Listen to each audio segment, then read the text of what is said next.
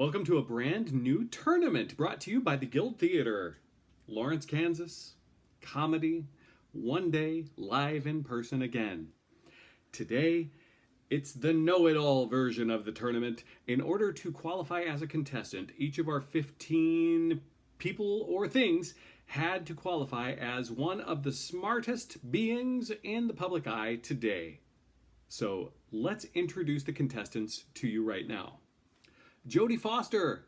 Long touted as one of the smartest people in Hollywood, Jodie taught herself to read before the age of 3 and attended an inclusive French language high school before going to college and developing her acting career. David Duchovny.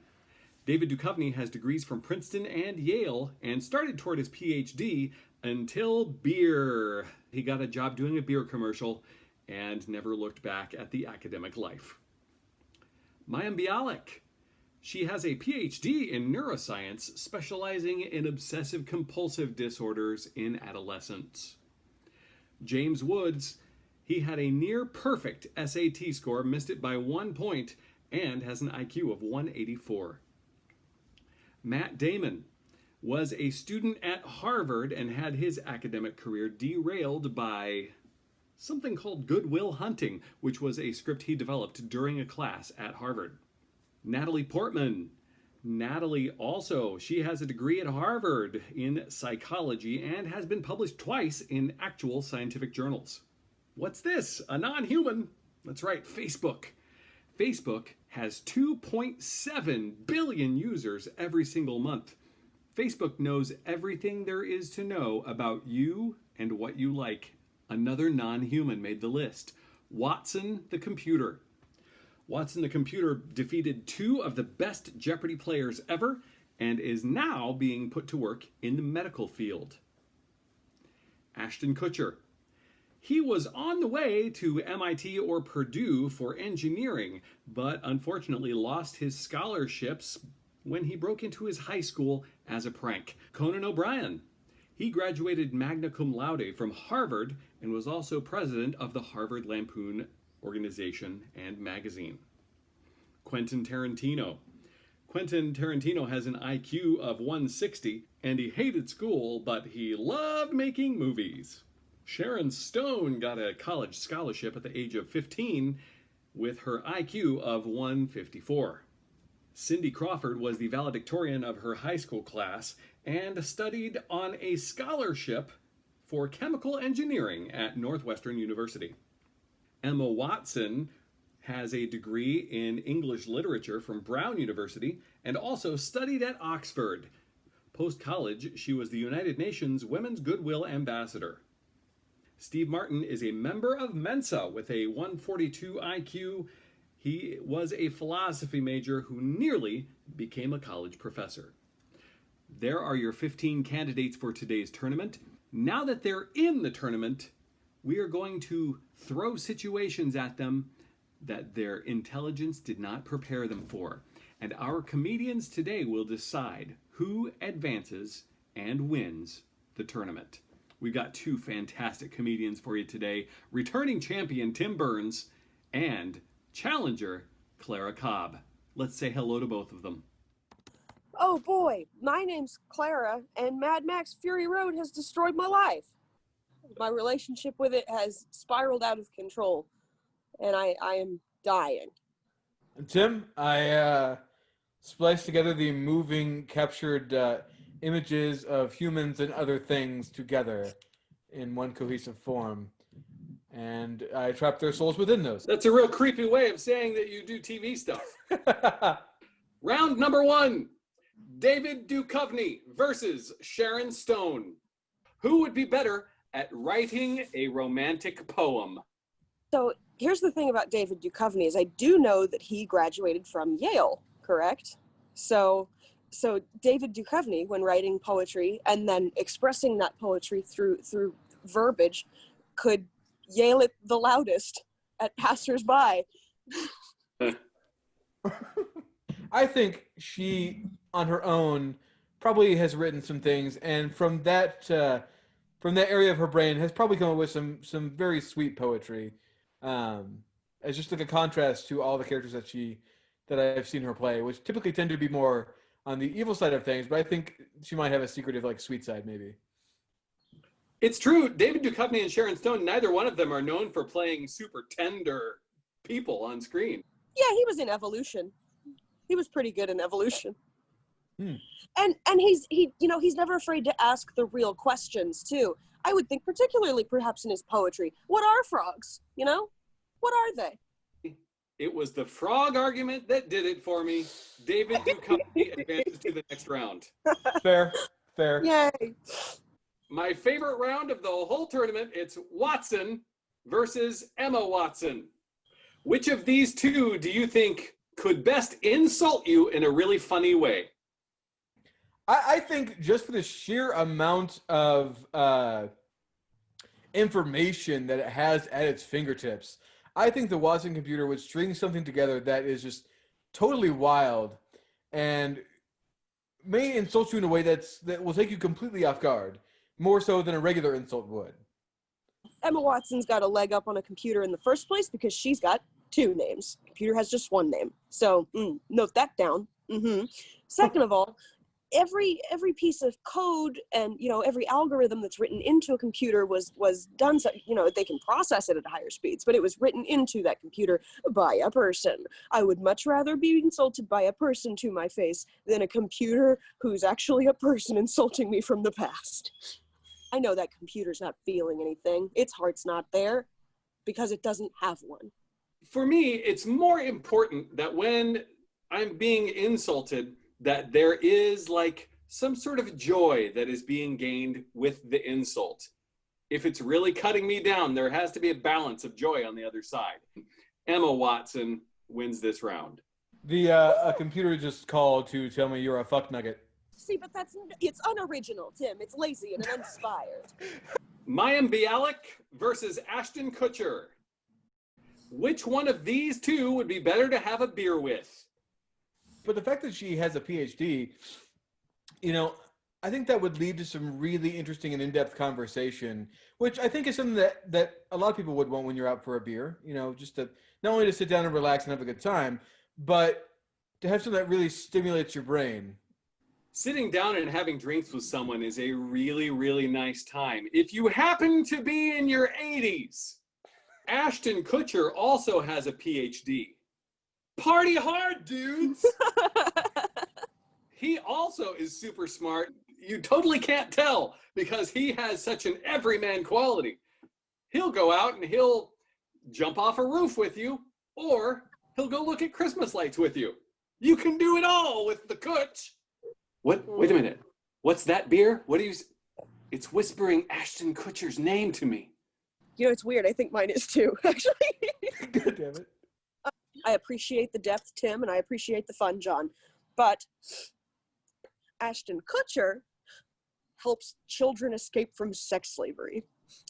So I'm going to have to go with Ashton Kutcher. Quentin Tarantino versus Conan O'Brien. Which one of these two would be best at teaching you magic? If we're talking about the magic of filmmaking, which I think I have to hinge my argument upon at this point, he's so concise and so good at what he does, and I enjoy seeing that magic unfold every time I watch a Tarantino film. When you're thinking of magic, you want something that's going to be really entertaining, like in the moment. And I think that Conan O'Brien would be able to do that for you. The most magical thing I've ever seen Conan O'Brien do was pull the Walker Texas Ranger lever. And I'm sorry, but that was more mechanical in nature than magical. I think magic must come from within, much like the summer's day. You have to have the day to have the summer to have the day. Said me. If we're going for Quentin Tarantino, I believe he was more concerned with that area between daytime and nighttime, that dusk to dawn. He also doesn't believe in orange juice, I've heard. He thinks it's a Pulp Fiction.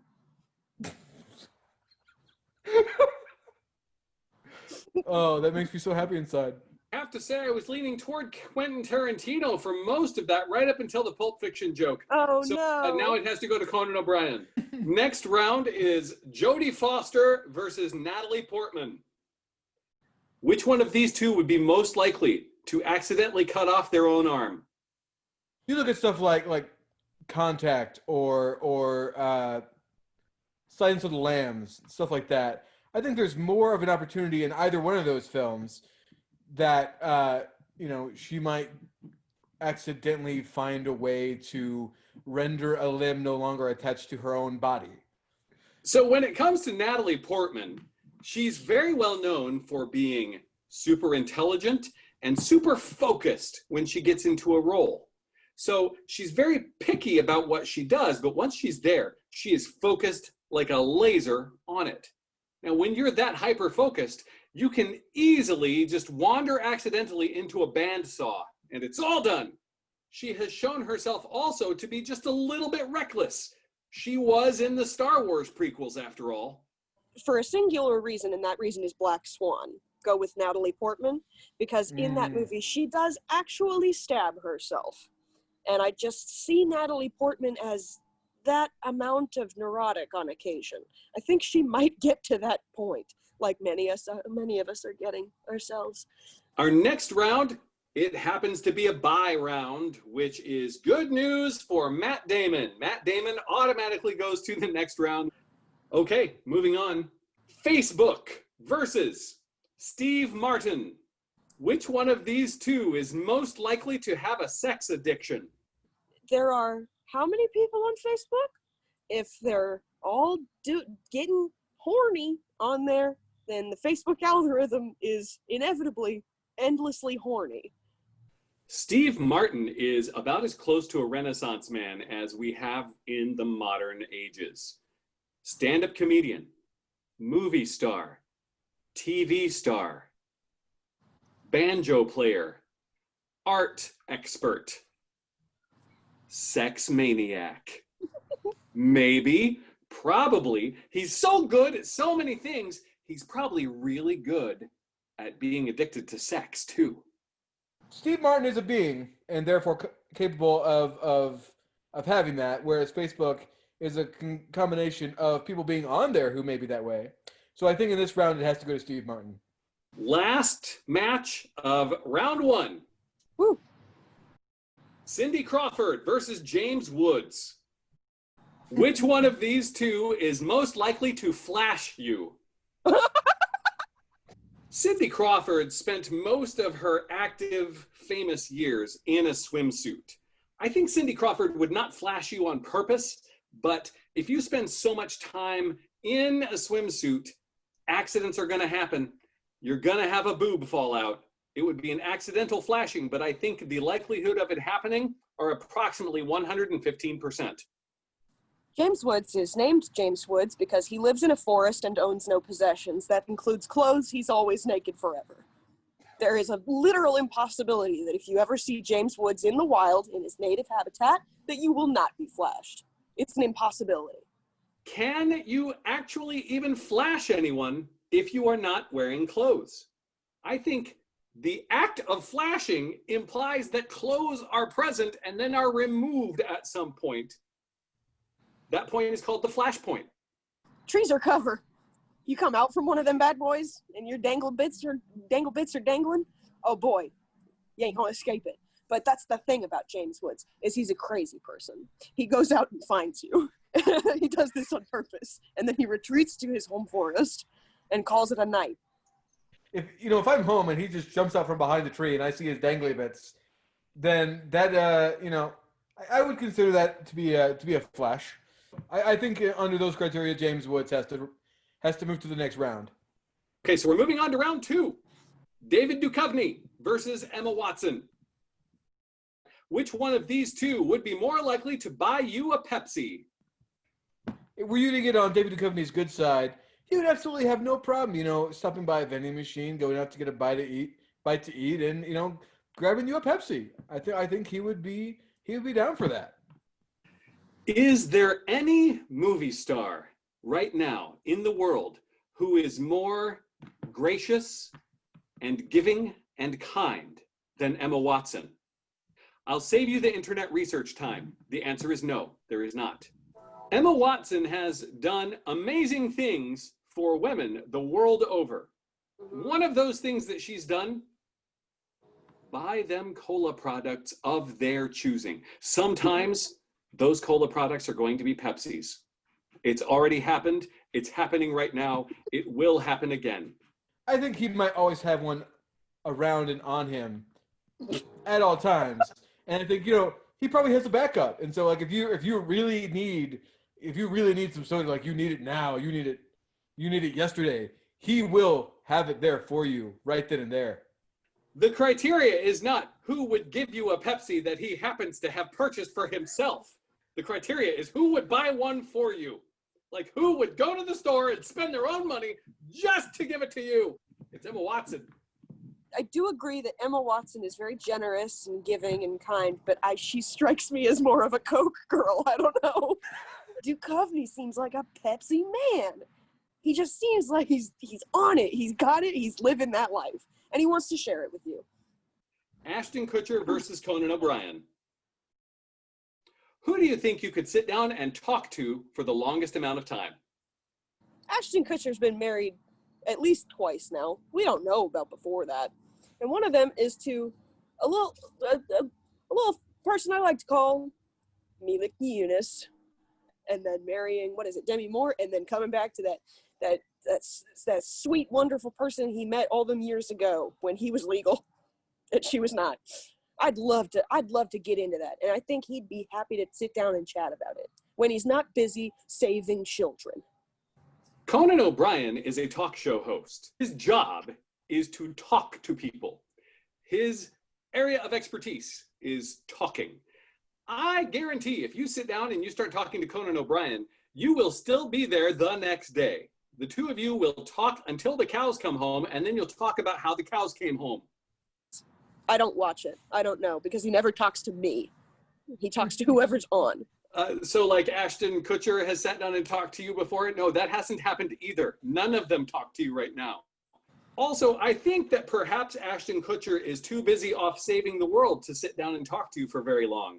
I would just say that if you have the time and willpower to go down and talk to Congress, oh man, I'd rather talk to any other person on the planet. Literally any of them.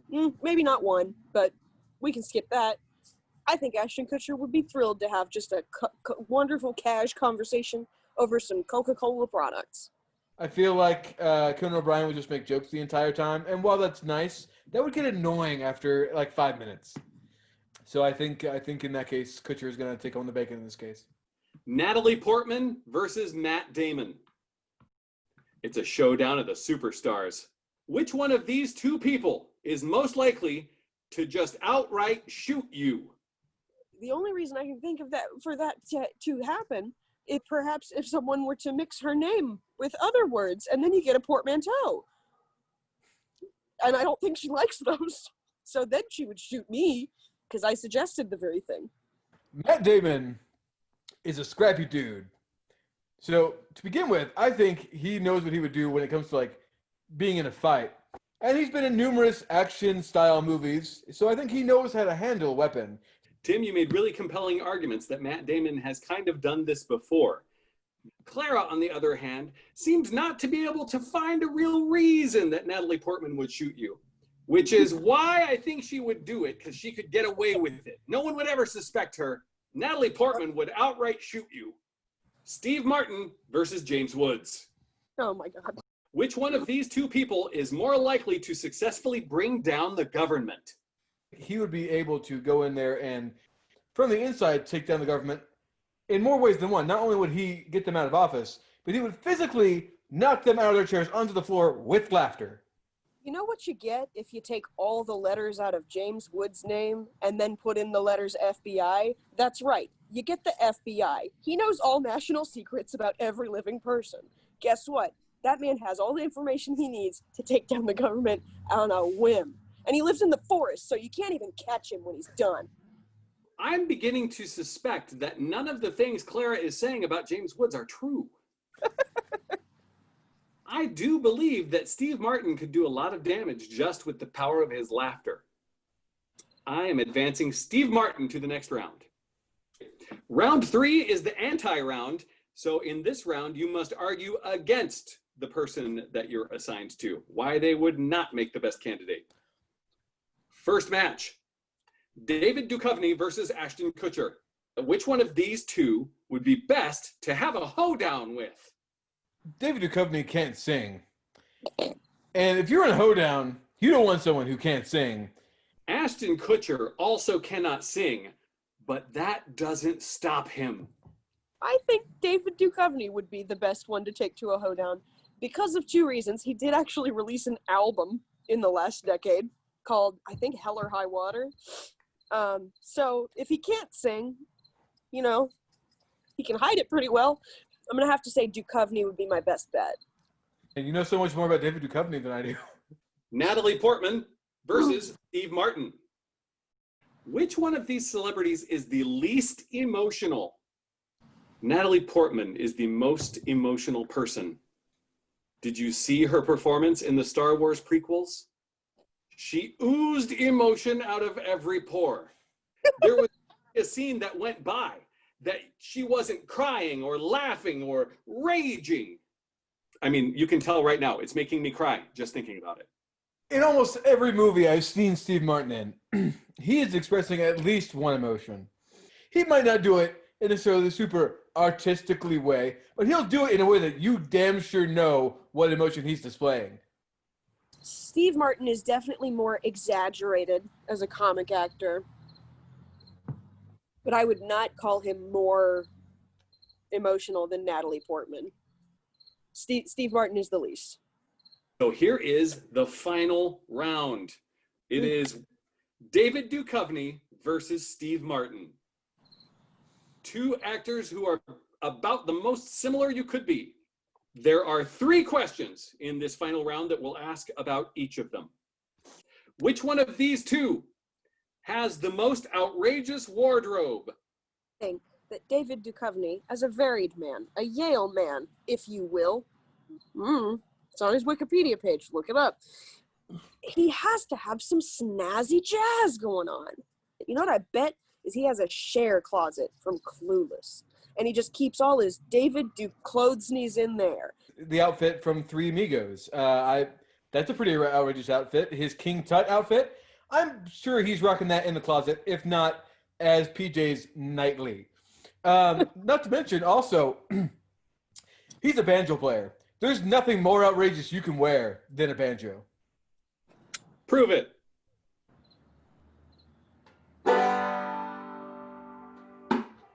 He probably has an arrow that you wear through your head somewhere in his closet. Steve Martin wins the first point of the final round. Which one of these two do you think could most successfully play a prank on you? I think he's someone who is crazy enough to play a really great prank on you. One that he's going to laugh at, you're going to laugh at, everybody else is going to laugh at, and you're all going to have a great time.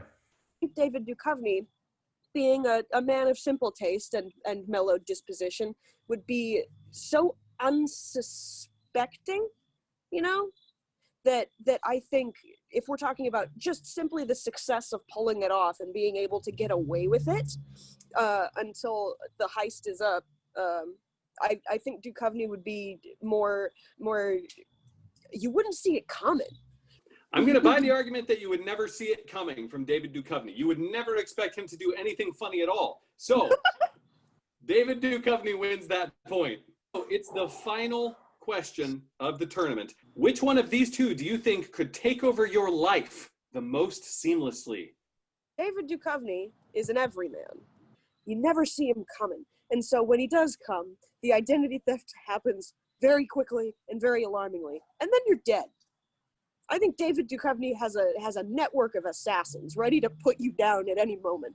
And then he has a mask of your face, just ready to go. My life is one of striving to be entertaining, to not necessarily be humorous, but I usually end up being humorous. I've seen no evidence of that, Tim.